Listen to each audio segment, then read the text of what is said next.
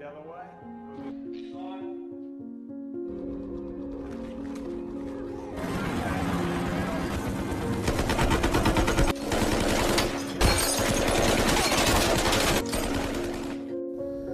penyuka film, apa kabar kalian hari ini? Semoga selalu sehat dan bahagia.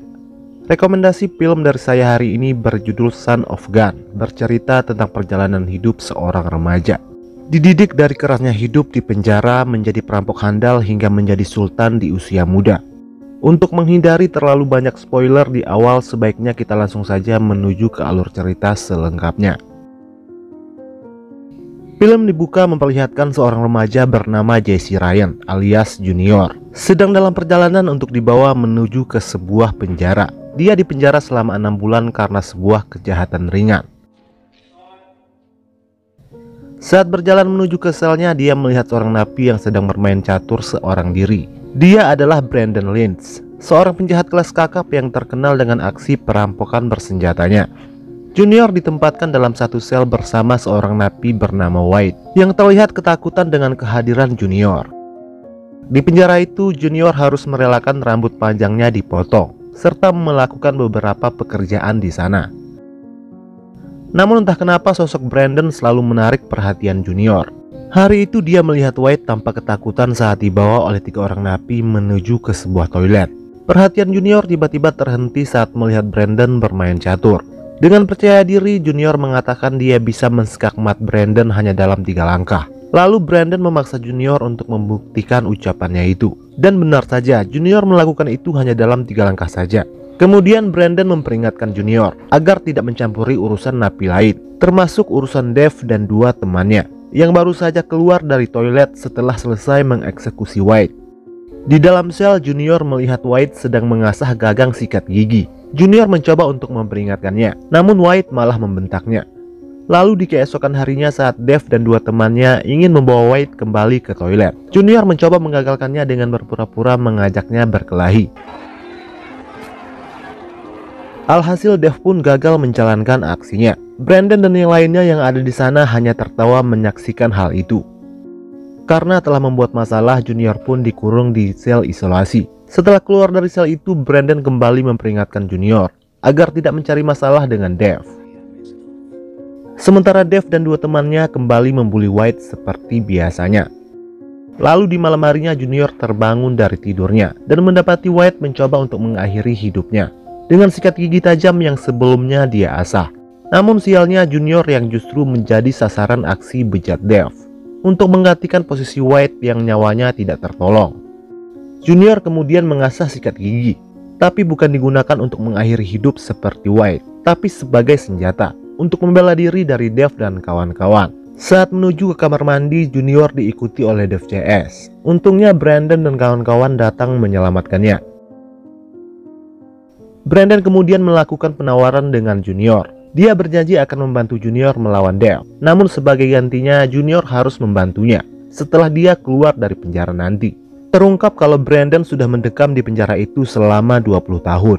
Brandon meminta Junior untuk berpikir 2 kali sebelum membunuh Dave dengan sikat gigi tajam itu, karena Dave punya banyak sekutu di dalam maupun di luar penjara. Keesokan harinya, Junior kembali ingin dieksekusi oleh Dave dan 2 temannya. Namun sekali lagi Brandon CS menolongnya. Tapi kali ini Dave berakhir tewas di tangan mereka.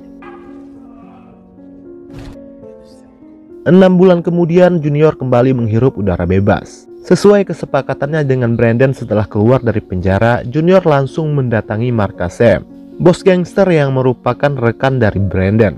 Junior memberikan sebuah not dari Brandon kepada Sam.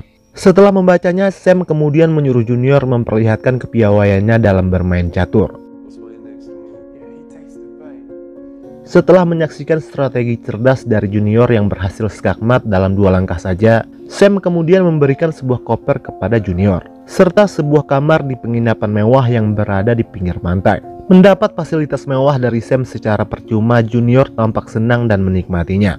Kemudian dia membuka koper itu. Di dalamnya terdapat beberapa paspor milik Brandon, serta sebuah pistol. Tak lama seorang perempuan cantik mengetuk pintu kamarnya. Dia adalah Tasha, asisten pribadi dari Sam. Junior yang baru keluar dari penjara dibuat salah tingkah dengan kehadiran gadis cantik yang langsung berada di hadapannya. Kemudian dia mengajak Tasha minum bir, namun dia menolaknya karena kedatangannya ke sana hanya untuk menyerahkan sebuah ponsel serta sejumlah uang dari Sam. Tasha meminta Junior untuk mengaktifkan telepon itu karena seseorang akan menelpon dan memberi tugas untuknya. Keesokan harinya Junior mendatangi suatu tempat bertemu dengan John. Lalu Junior menyerahkan sebuah note dari Sam. Ternyata John adalah penjual senjata ilegal. John kemudian mengajak Junior ke ruang penyimpanan berbagai jenis senjata miliknya. Lalu dia mengajari Junior tutorial menembak yang benar. Di sini Junior masih tampak kaku menggunakan senjata tersebut. Lalu Junior mendapatkan perintah berikutnya dari Sam. Kemudian dia mendatangi tempat penyewaan helikopter dengan membawa sebuah tas berisi senjata yang dia beli dari John. Saat berada di udara, dia mengancam si pilot untuk menerbangkan helikopter itu menuju ke penjara tempat Brandon ditahan. Sementara di penjara, Brandon dan dua temannya menyandra seorang sipir dan memaksanya untuk membuka pintu sel lalu membawanya ke atap penjara. Tak lama helikopter Junior mendarat, lalu Brandon menyuruh Junior menembak para petugas. Mereka akhirnya berhasil kabur dari penjara itu. Setelah turun dari helikopter, mereka melanjutkan perjalanan menggunakan sebuah mobil yang sudah disiapkan oleh Junior. Di tengah perjalanan, Brandon mendengar berita tentang pelarian mereka di radio. Terungkap kalau Mervyn temannya dipenjara karena memperkaos gadis di bawah umur. Dan selama ini Brandon tidak mengetahui akan kenyataan itu. Lalu di sebuah tempat yang sepi, Brandon menurunkan Mervyn dan menghajarnya habis-habisan. Brandon yang masih punya hati nurani tidak terima dengan perbuatan bejat Mervyn. Lalu Brandon mengambil barang-barangnya yang ada di koper termasuk pistolnya. Selanjutnya Brandon menemui Sam di markasnya. Ternyata Sam adalah kolektor barang-barang antik curian, termasuk barang hasil rampokan dari Brandon. Sam akhirnya bertemu kembali dengan rekan kriminalnya dan langsung menawarkan pekerjaan pertama untuk Brandon pasca kabur dari penjara. Pekerjaan merampok emas batangan bernilai 4, triliun dolar. Awalnya Brandon ingin menunggu waktu yang tenang sebelum mulai beraksi. Namun setelah mendengar nilai emas itu, Brandon langsung menyetujuinya. Di sana Junior kembali dibuat terpaku dengan kemunculan Tasha. Malam harinya Sam mengadakan party untuk menyambut kedatangan Brandon. Di pesta itu mata Junior hanya tertuju pada Tasha. Meskipun banyak gadis cantik lain di sana, Junior lalu menghampirinya. Tasha mengatakan kalau dia lebih suka melihat Junior tanpa memakai jaket. Lalu Junior langsung melepaskannya. Kemudian Josh, anak buah Sam, datang mengganggu suasana. Dia mendorong Junior ke dalam kolam renang, di mana ternyata Junior tidak bisa berenang. Lalu Tasha datang menolongnya. Saat Junior ingin menghajar Josh, Brandon datang menenangkannya. Kemudian Tasha mengajak Junior naik ke mobilnya dan makan ke sebuah restoran. Di sana Tasha mengatakan kepada Junior kalau dia tidak pernah tidur dengan Sam. Meskipun Sam terus membatasi pergerakannya, seakan Tasha adalah kekasihnya. Junior bertanya kenapa Tasha tidak kabur saja. Tasha menjawab, sebelumnya seorang gadis mencoba untuk kabur, namun ketahuan dan akhirnya tewas dihabisi oleh Sam.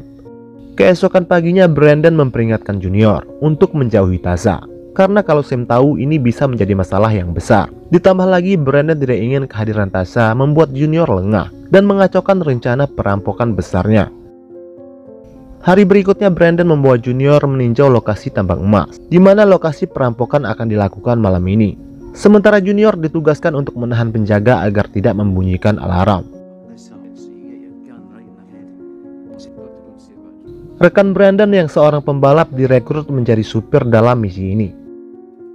Di sebuah tempat, Brandon memberitahu rencana perampokan itu kepada Sam. Brandon dan Junior masuk mengambil emas itu, sementara Josh dan Sterlo berjaga di pintu depan.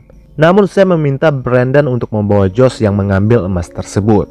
Hingga terjadi sedikit pertengkaran antara Josh dan Junior, yang dari awal memang saling bermusuhan.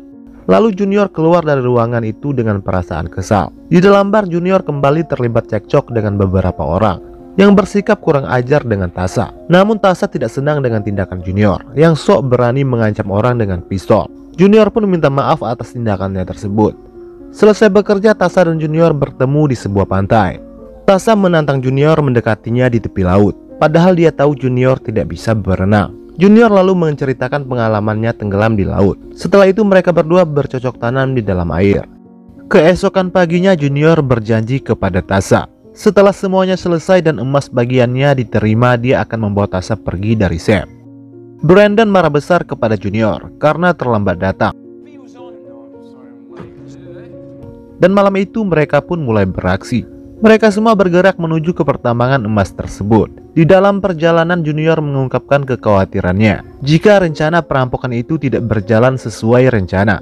Sterlo memintanya untuk mempercayakan semuanya kepada Brandon karena dia sudah pakar dalam hal ini. Mereka masuk melalui pintu gerbang utama, menyamar sebagai pekerja baru. Sesuai rencana, Brandon menugaskan Junior untuk masuk melalui lubang ventilasi, sementara Brandon mematikan semua CCTV. Namun tanpa sengaja Junior menjatuhkan senternya. Untung saja tidak ada yang mendengarnya, lalu dia pun melanjutkan tugasnya. Dan ternyata Sam memang sengaja memaksa Tasha untuk mendekati Junior dan mengalihkan perhatiannya. Tasha kemudian memberitahu rencana Junior yang akan membawanya kabur setelah mendapatkan emas bagiannya. Kembali ke pertambangan, mereka masuk ke ruang monitor keamanan setelah melumpuhkan seorang petugas di sana. Dengan memakai topeng, Junior melompat dari atas dan menyekap dua orang penjaga, lalu membuka pintunya agar Brandon dan yang lainnya bisa masuk. Kemudian Brandon dan timnya menyandra semua pekerja di sana. Brandon lalu memaksa seorang pekerja untuk memadatkan emas itu, yang hanya membutuhkan waktu 5 menit. Namun Josh dengan bodohnya menembak seorang pekerja hingga memancing alarm untuk berbunyi. Lalu Brandon memukul Josh hingga membuat hidungnya patah. Tak lama kemudian pasukan polisi tiba di lokasi itu, tapi emasnya sudah berhasil Brandon amankan. Kemudian mereka keluar, berbaur dengan para pekerja. Lalu baku tembak pun tidak terelakkan lagi.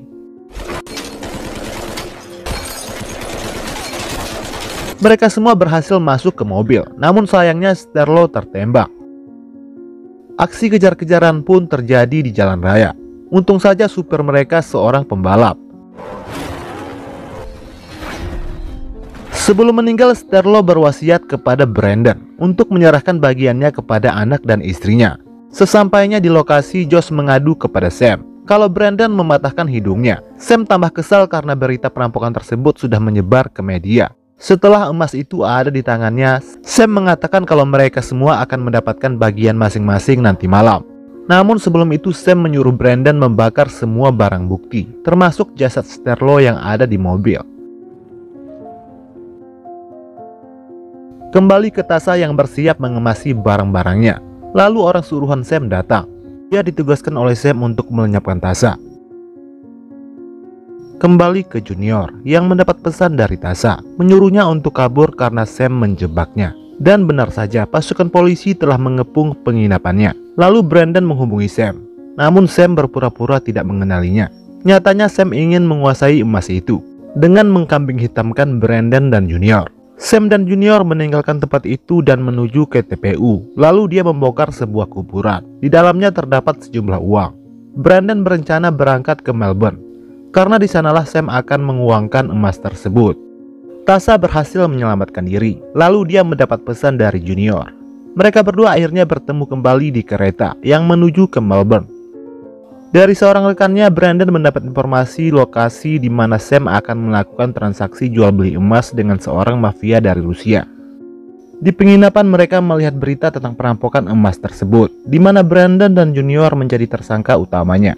Brandon kemudian menyuruh Tasha untuk menyerahkan uang bagian Sterlo kepada istri dan anaknya, sementara dia dan Junior akan merampas kembali emas itu dari Sam. Karena Tasha menolak, Brandon pun menamparnya. Melihat itu, Junior pun menjadi emosi dan pergelutan pun terjadi. Junior sudah muak dan ingin mundur dari misi ini. Namun kata-kata penuh semangat dari Brandon pada akhirnya berhasil membuat Junior membatalkan niatnya keluar dari misi. Tasha yang keluar membeli makanan dibuntuti oleh seorang pria. Di rumah, Brandon menyuruh Junior meninggalkan Tasha dengan memberinya sejumlah uang. Tasha yang mendengar itu menjadi marah dan langsung meninggalkan rumah. Lalu Junior mengejarnya. Dia berjanji setelah semuanya selesai mereka akan kembali bersama. Tasha mengatakan kepada Junior kalau selama ini dia hanya dimanfaatkan oleh Brandon yang memperlakukannya seperti layaknya seorang anak. Sementara Junior membutuhkan figur seorang ayah. Tasha pun pergi dan handphonenya tidak bisa dihubungi lagi. Ternyata pria tadi adalah pembunuh bayaran yang diutus oleh Sam untuk melenyapkan Brandon. Namun Brandon yang manipulatif berhasil membuat pria bernama Wayne itu berbalik bekerja sama dengannya. Keesokan paginya Brandon memberikan pistol kepada Junior. Mereka berdua langsung berangkat ke pelabuhan, menunggu kedatangan Sam dan mafia Rusia tersebut. Tak lama berselang yang datang melakukan transaksi justru adalah Josh. Lalu tiba-tiba Wayne menabrakkan mobilnya ke mobil Josh, dan baku tembak pun terjadi.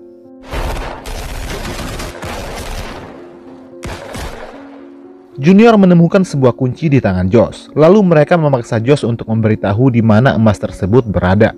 Karena Josh masih bungkam, mereka lalu memasukkannya ke dalam sebuah freezer. Hingga pada akhirnya dia pun buka mulut. Emas itu dia simpan ke dalam sebuah ruangan. Setelah itu mereka membawa emas itu menggunakan pesawat, kemudian mengarah ke tempat Sam lalu menghabisinya. Setelah itu mereka berdua menginap di sebuah motel. Brandon lalu menyembunyikan emas itu di bawah ranjang kasur. Sementara Junior mengirimkan sepucuk surat berisi kode, kemungkinan untuk Tasha. Setelah itu mereka berdua membeli sebuah kapal yang akan mereka gunakan untuk bersembunyi ke sebuah pulau. Di sini Brandon menjadi semakin khawatir Junior akan melarikan emas tersebut. Dia pun mengawasinya hampir 24 jam. Keesokan paginya mereka berdua langsung berangkat. Namun ternyata tujuan Brandon membeli kapal itu untuk membawa Junior ke tengah laut, lalu membunuhnya. Dan setelah itu jasadnya akan dibuang ke laut. Namun ternyata Junior sudah lebih dulu mengamankan emas tersebut. Ternyata saat mereka berdua pergi membeli kapal, Junior menyuruh Tasha masuk ke motel dan mencuri emas itu. Dan surat yang dikirimkan oleh Junior hari itu adalah nomor kamar motel tempat mereka menginap. Brandon kemudian mendorong Junior ke laut. Dia tahu kalau Junior tidak bisa berenang. Namun entah kenapa Brandon malah menyelamatkannya dan menaikkannya kembali ke dalam kapal. Junior mengatakan kalau dia akan tetap membagi dua emas tersebut. Setelah itu dia menemui Tasha. Sementara Brandon kembali ke motel. Tak lama dia diringkus oleh polisi karena aduan dari seorang penduduk. Brandon kembali masuk ke penjara. Singkat cerita, dia mendapat surat dari Junior mengabarkan kalau emas bagian Brandon dia simpan di kuburan, tempat Brandon biasa menyimpan uang. Di akhir film, Brandon tersenyum sambil melihat ke arah jendela. Sepertinya dia berencana untuk kabur sekali lagi, dan film pun selesai. Oke guys, segitu aja dulu video kali ini. Semoga menghibur dan sampai jumpa lagi di video berikutnya.